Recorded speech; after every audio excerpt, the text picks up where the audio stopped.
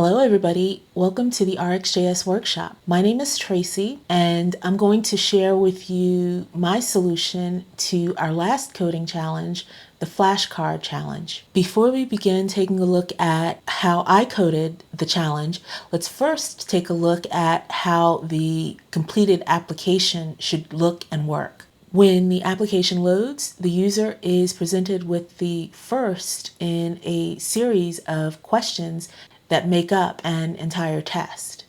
The UI consists of first a label, which tells the user the current number, question number, as well as the total number of questions in the test. Below that label is the actual current question. Below the current question is, and to the right, is a next button. Below the next button are 8 flashcards.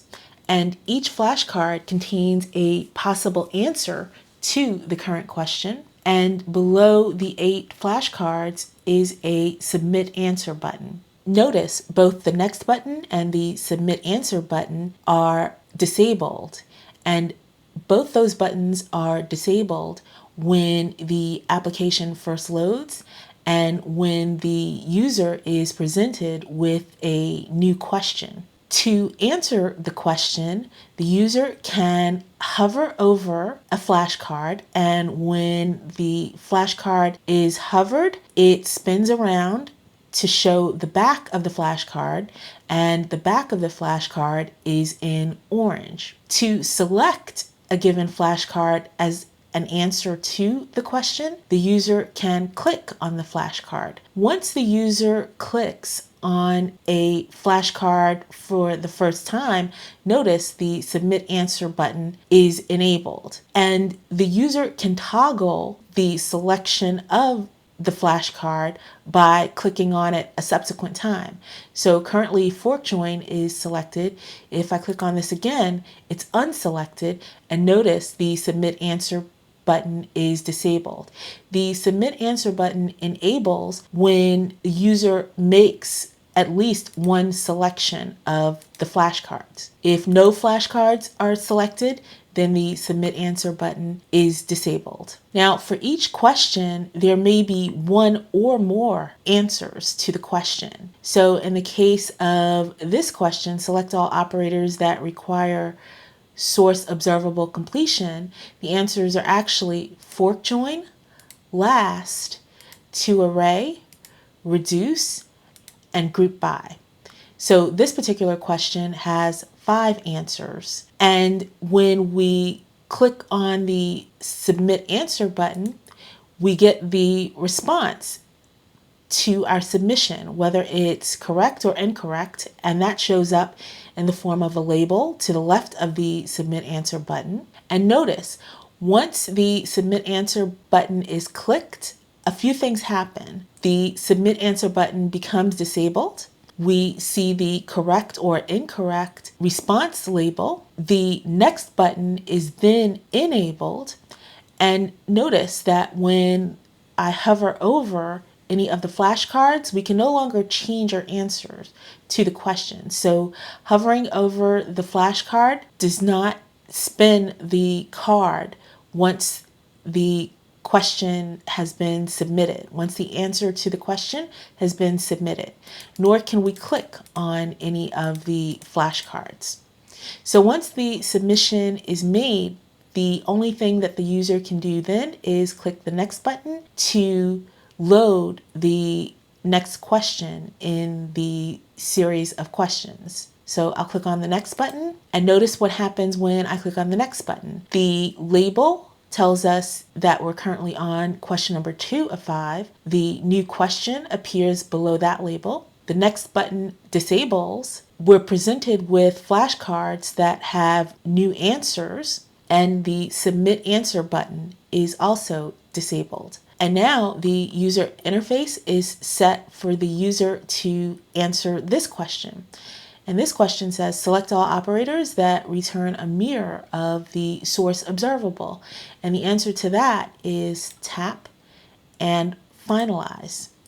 And notice that now that I've made selections, the submit answer button is enabled. And when I click the submit answer button, I get the response label, and also the next button is enabled, and the submit answer button is disabled. Again, once the answer to the question is submitted, we can no longer hover and spin the flashcards, and we can no longer click on the flashcards. So the user can go through all of the questions, and for this question, select all of the RxJS subjects. So that would be behavior subject, subject, replay subject, and async subject. Select all operators that can create an infinite or non-completing observable. And this time I'll make a selection that is the incorrect answer. So notice this is the incorrect label. And I can now click on the next button to be presented with the last question in the test, which is select all operators that can create a higher order observable. And the answer to that is map and group by. And if I click submit answer, notice I get not only the response label, but I also get a summary of my score for the test. Now that I've answered the last question in the test, to the left and below the flashcards, I get a summary of my score telling me the total number of correct answers I gave, as well as the total number of incorrect answers and my percentage score. And also notice that at the top of the UI, we see a test complete banner, and that tells us that we've completed the entire test. So that's the way that the flashcard application should work once we've coded the challenge correctly. Taking a look at the starting code that I provided for this challenge, we first see that I provided a sample test for the flashcard application, and that sample test is in the app.constants.ts file. The test object is an array of test items. A test item, if we take a peek at this definition, a test item is an object that is an interface that has several properties, QID, and that's the question ID, the question property itself, and that's a string. There are also an array of option objects, and as we can see, this is what an option object looks like. It has an opt ID, a description, an is correct property, and an is selected property. The description is actually the text that appears on the flashcard. So the description is a possible answer to the question. Is correct is true if this particular option is a valid answer to the question, and if is correct is false, then it is an incorrect answer to the question. Is selected is toggled when the user selects the option. So when the user clicks on a flashcard, is selected is toggled true and false. The other properties for the test item object include an optional result property, which is a Boolean value, and the result, when true, means that the question was answered correctly, and when it's false, the question was answered incorrectly. The selections made is a Boolean, which is true when the user selects one or more flashcards to answer the question. And the submitted property is true when the user clicks the submit answer button to this particular question. So that's the test item object. And as I said, there are a sample of 5 questions in this particular test. I also provided a template, and I've completed the template in such a way that you shouldn't have to make any changes as part of your coding challenge. You shouldn't have to make any changes to the template. It's all been set up, and it is retrieving all of its values from the observable here in the app.component file. And the template receives all of its values from this VM or view model observable. At the start of the challenge, notice that VM is set up with a default object, with a default VM object. And the only change that you need make to the app.component TS file is to replace this default VM object with a VM object consisting of observables that you create on the app.service TS file. So the bulk of your solution should be code that you add to the app.service TS. And the goal with the app.service TS is to create observables which provide all of the results and values in the VM interface.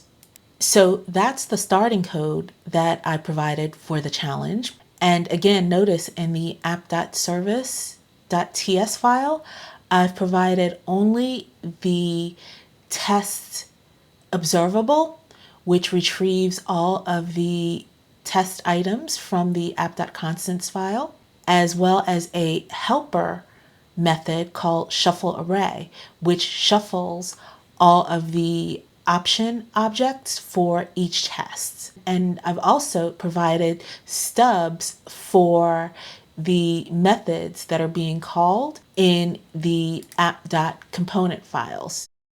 So that's what's been provided. And with the starting code, this is the starting code running in the browser. And notice that currently we only see the next and submit answer buttons, as well as a partial label for the question number and total number of questions label. So that's the start of the challenge.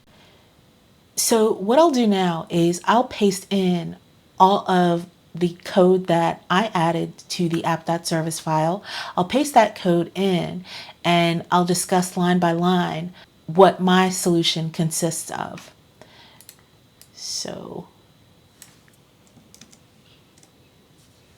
here's my added code, and I'll just put in all of these imports. And now I'll discuss all of the additions that I made and why I made them. So first I added the test length observable, and the test length observable returns the length or number of items in the test array. So it simply returns the total number of questions in the test observables array. After the test length observable, I added 5 behavior subjects: the current test item, the selected option, the submitted result, the is resetting, and the is test complete subject. And I typically use behavior subjects as state management tools. So in the case of the current test item subject, it holds the current test QID. And if you remember, the QID is simply the question ID. So the current test item subject holds the QID of the currently displayed question. The selected option subject holds the currently selected flashcard. So when the user clicks a flashcard to select it as an answer, the selected option subject emits that option ID. The submitted result subject is at first false for each question, and when the user clicks the submit answer button, the submitted result subject emits the value true. The is resetting subject is a subject that I use to toggle off and on when I'm resetting the display with a new question. The is test complete subject is set to true when all of the questions in the test have been answered. For each of these behavior subjects, I keep the behavior subject private to the service, and I expose only the observable properties of the behavior subject as public variables. That is, only the subscribe method is exposed for each of the behavior subjects.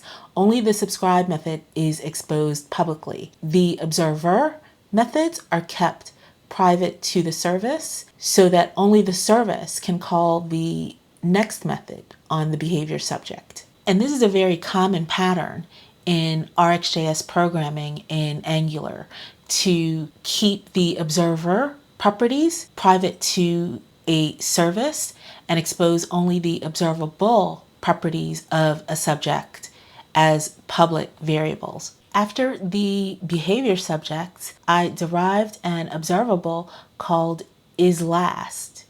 The isLast observable is a Boolean value, and it is set to true only when the last question in the test has been submitted, when the answer to the last question has been submitted.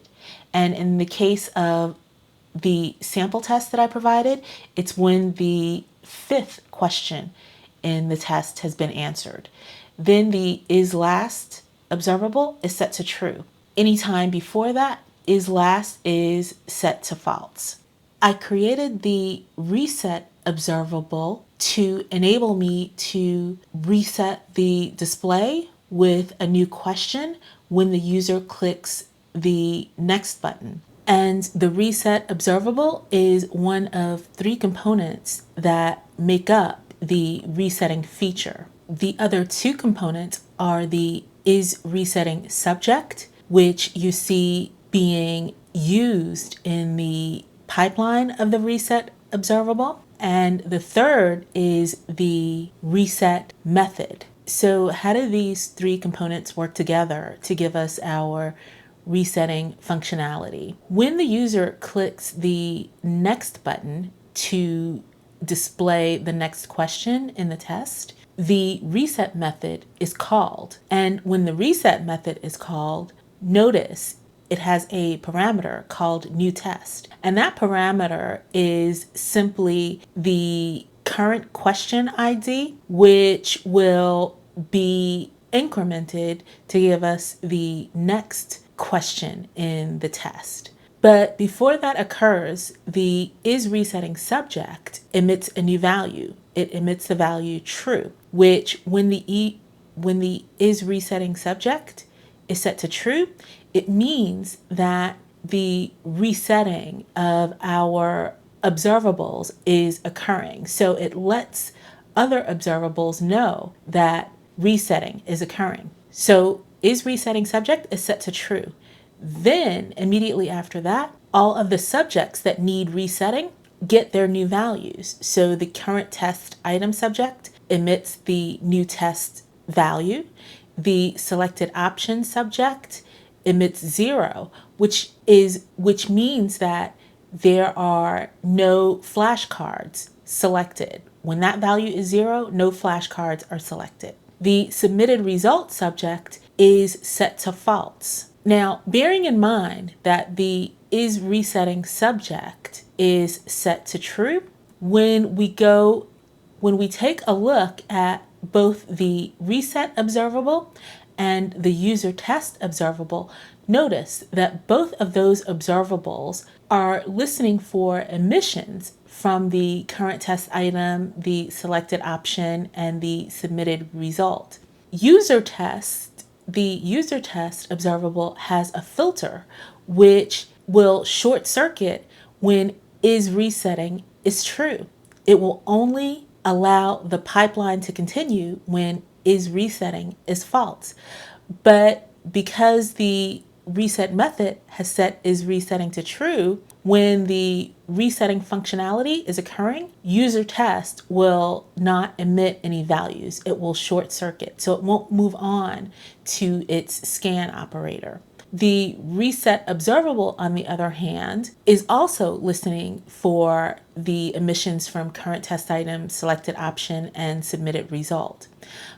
But notice it's filtering those emissions, and it's really filtering those emissions. It's listening for when those observables are being reset to their defaults. That is when current test item is being set with a value greater than or equal to 0, when the selected option observable is being reset to 0, and when submitted result is being set to false. And that is indeed occurring when the reset method is called.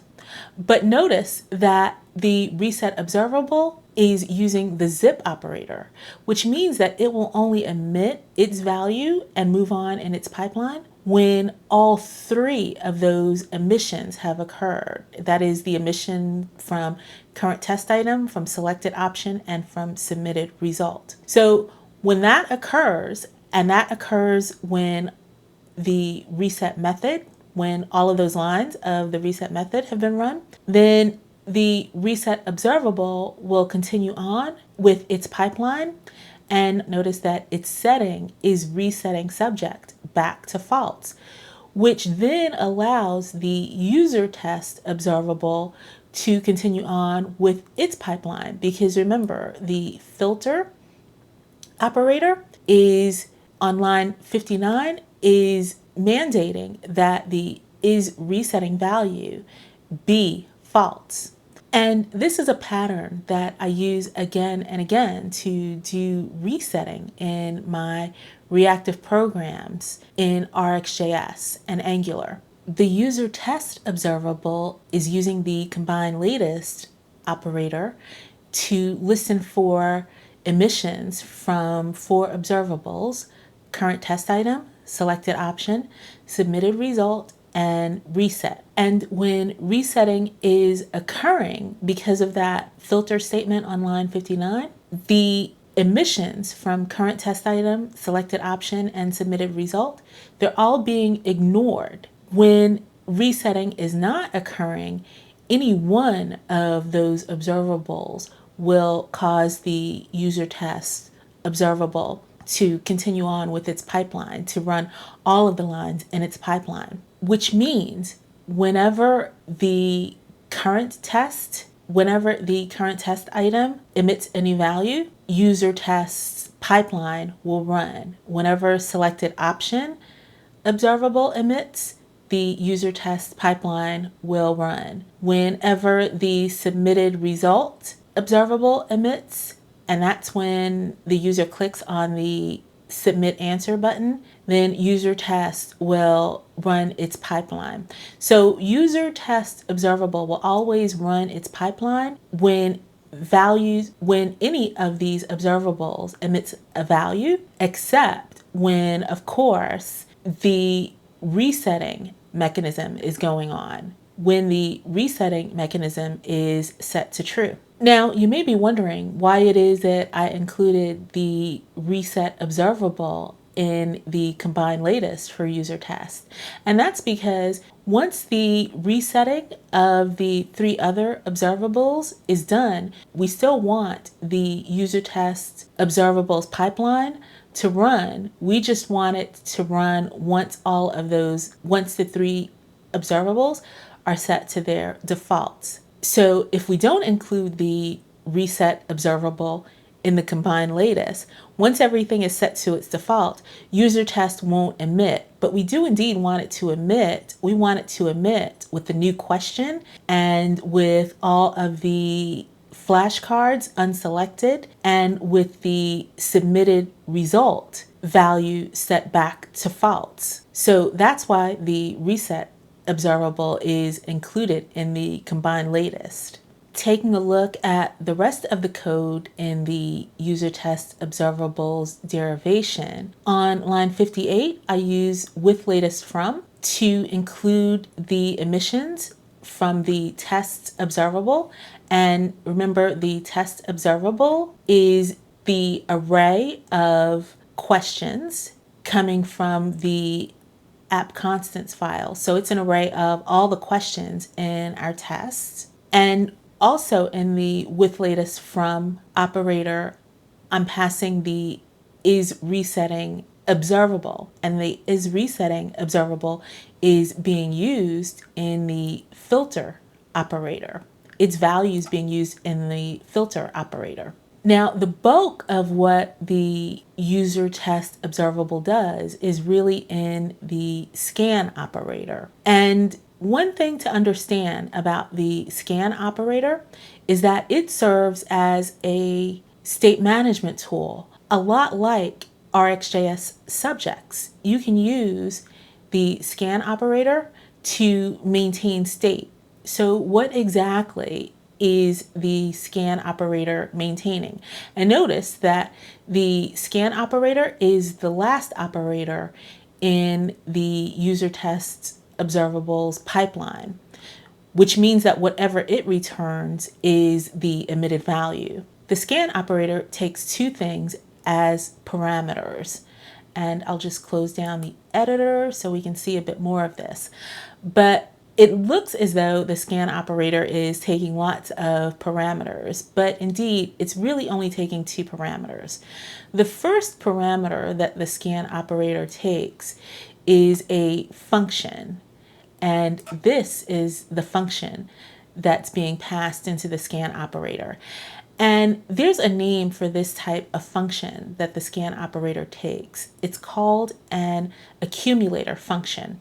And the reason that it's called an accumulator function is because it has what's called an accumulator value or an accumulator parameter. And that accumulator parameter, with each emission from the source observable, in this case, the combineLatest, with each emission, the accumulator value can be updated and maintained from one emission to the next. So essentially, the scan operator is updating the test item, the current question, with selections of the flashcards. So for example, on line 65, the submitted value is being tested for true or false. And the submitted value is true only when the submitted result observable emits the value true. Otherwise, the only thing that is emitting values in the combineLatest is the selected option observable. And the selected option observable, when it's emitting because the user is clicking on a given flashcard. And essentially, the test item is being updated with the true or false value of the option for the given test item. Other values that are being updated on the test item with each emission from the selected option observable is the selections made property. The selections made property is important because that property controls the enabling and disabling of the submit answer button. When no flashcards are selected, selections made is false, and therefore the submit answer button is disabled. When there's at least one flashcard selected, the selections made property is set to true and the submit answer button is enabled. So that's what's occurring in the scan operator's code when the selected option observable is emitting. When the submitted result observable emits, and that is what the if statement on line 65 is testing, when that emits the value true, then some of the other properties of the test item object are updated, namely the result property and the submitted property. Now, admittedly, there's a lot going on here. And to better understand what's going on in this scan operator, you can place some console logs and some tap operators to see exactly what occurs when any one of the observables being passed into the combineLatest, when any one of those changes. And those observables change when a user selects a flashcard, when the submit answer button is clicked, and when the next button is clicked. So feel free to peruse the code within this derivation of user tests to get a better sense of what's going on. The last observable that I created is the score observable. And as you might have guessed, it's the observable that displays the summary that you get at the end of the test. It calculates the number of correct answers, the number of incorrect answers, as well as the percentage. And then it emits that value. So these are the observables that I created on the service to implement the functionality of the user interface. And indeed, your solution may be slightly different from or completely different from my solution. But in the end, the only thing that matters is that the user interface behaves as prescribed. Now, along with the observable properties that I created, I also added the necessary implementations within the stubbed methods. And essentially, each of those methods really requires emissions of the given behavior subject. And with that, those are all my changes to the app service.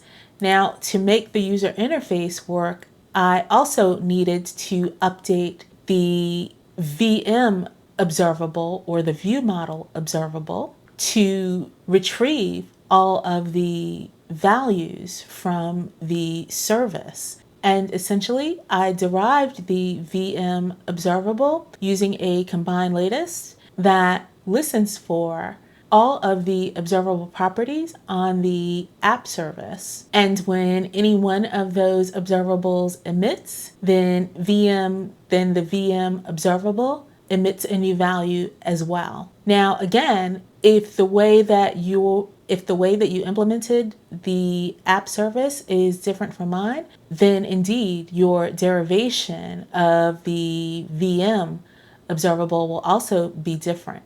But in the end, what it will have to do is emit a VM object consisting of user test, num test items, submit result, is last, score, and is test complete. It will have to emit an object with that shape. But how you go about it can be completely different from the way that I went about it. And now, with all of these things in place, if we take a look at the UI, notice that the UI is populating with the current question number as well as the total number of questions, the current question itself. The next and submit answer buttons are disabled initially, and all of the 8 cards are populated with answers. And if we click on a card, the submit answer button is enabled. If we click again on the same card and none of the flashcards are enabled, then submit answer is disabled. And if I actually submit an answer, notice the next button is enabled and we get the spinning of the flashcards no longer occurs, and the submitted answer is not changeable. The correct or incorrect label is shown, and when we click on the next button, we get the next question in our test. And going through each of the questions, and I'm just going to go through these quickly so that we get to the end. Notice at the end of the test, we do indeed get the summary with the total correct, total incorrect, and the percentage. And also our test complete flag is shown in place of the question display. So this is the way that I implemented the flashcard challenge, and I hope you had fun in creating your solution. I've uploaded my code to the flashcard repository using the commit message solution. So again, I hope you had fun with this challenge, and as always, happy coding. If you found this video helpful, please give it a like. And to stay updated on the latest content from the RxJS workshop, please subscribe to the channel. Do you want to learn more about the RxJS library and many of its features? Please check out my course on the Udemy platform. It's called RxJS Subjects and Operators, What They Do and When to Use Them. You can find the course by clicking on this link on the channel page. Thanks again for tuning in to the RxJS workshop.